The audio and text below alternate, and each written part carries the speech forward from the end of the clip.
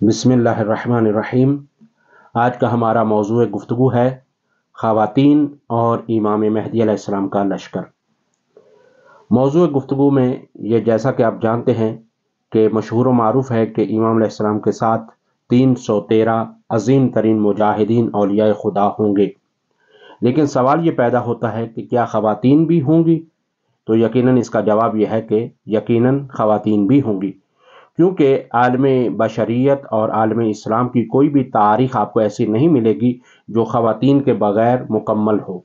जबकि आप तारीख़ के इब्तिदा कीजिए तो हज़रत आदम अलैहिस्सलाम से लेकर तज़किरा जब शुरू होता है तो हज़रत हव्वा का ज़िक्र आता है। इसी तरह से आप मुख्तलिफ़ मराहिल में चलते हुए वाक़या करबला को आप देख लीजिए। वाक़या करबला में भी ख़वातीन का अहम तरीन किरदार और रोल है, बल्कि एहयाए करबला, करबला को ज़िंदा रखा तो इन्होंने ज़िंदा रखा, जो कि पैगाम करबला था और पैगाम इस्लाम था।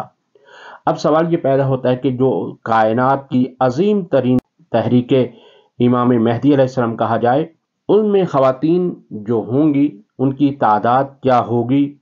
तो रवायात में ये मिलता है कि तकरीबन 50 ख़वातीन होंगी जो इमाम अलैहिस्सलाम के साथ ज़ुहूर के वक्त मौजूद होंगी।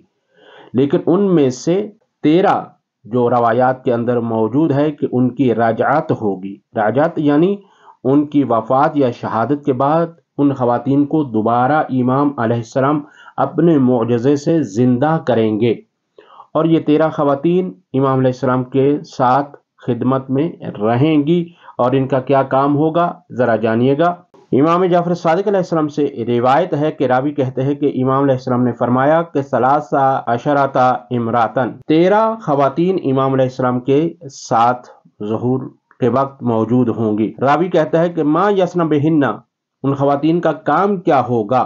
इमाम अलैहिस्सलाम ने फरमाया युदाविनीनल जरह व यकुमना अलल मरज़ा, यानी जो ज़ख्मी होंगे उनकी मरहम पट्टी करेंगी और जो बीमार होंगे उनकी तीमारदारी करेंगी। ये उनका काम होगा। और जैसा कि कमाकाना मार रसूल, जिस तरह के रसूल अकरम सल्लल्लाहु अलैहि वसल्लम के साथ भी बाज़ ख़वातीन मौजूद होती थी जो जंगों में देखभाल मरीज़ों की और मजरूहीन की किया करती थी। उनमें से उम्मे ऐमन बतौर ख़ास कि जिनको पैगम्बर अकरम सल्लल्लाहु अलैहि वसल्लम माँ कह के बुलाते थे, और बहुत अजीम मर्तबा है उम्मे ऐमन का।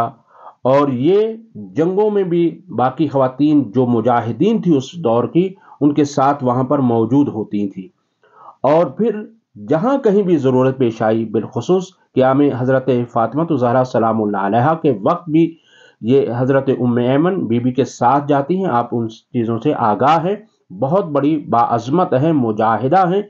लिहाजा इस वजह से यह है कि ये इतनी अजीम हैं, खातून हैं कि जिनका मकाम इतना बुलंद है कि पैगंबर के साथ भी ये रही हैं।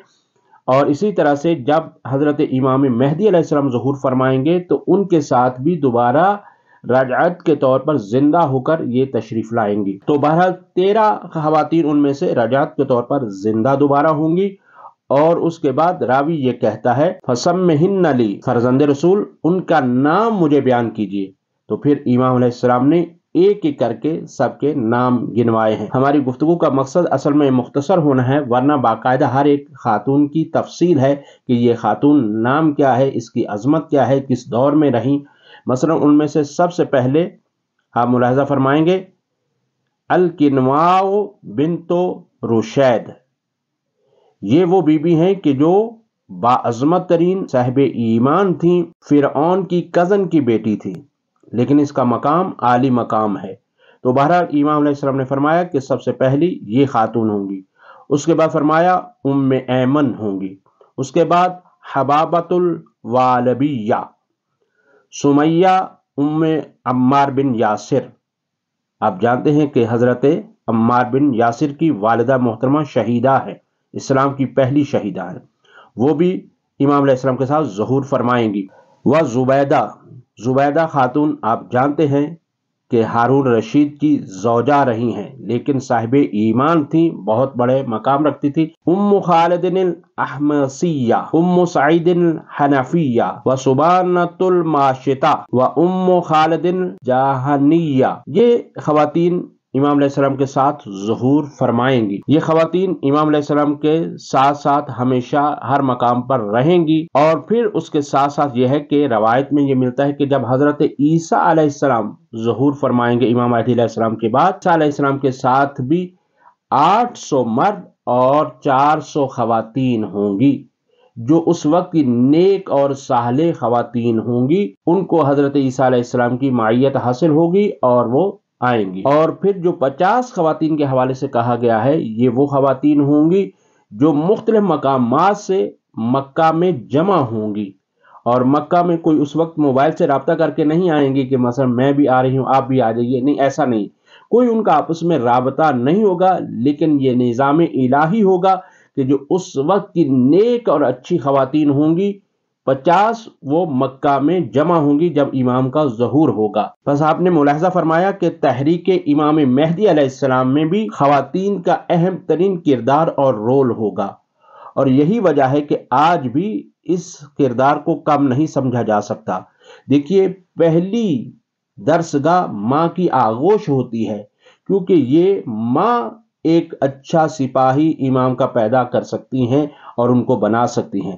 لہٰذا یہ ہے کہ ماں اپنے اعتبار سے اپنے آپ کو کم نہ سمجھے، اور یہ نہ سمجھے کہ جی امام کا جب ظہور ہوگا تو وہ صرف اور صرف مردوں کے لیے ہوگا، مردوں کی خدمات لی جائیں گی۔ نہیں، آپ کا اپنا رول بھی ہو سکتا ہے، اور یقیناً ہو سکتا ہے آپ کنیزان فاطمۃ الزہرا ہیں، لہذا آپ کا مقام، آپ کا مرتبہ انتہائی بلند ہے۔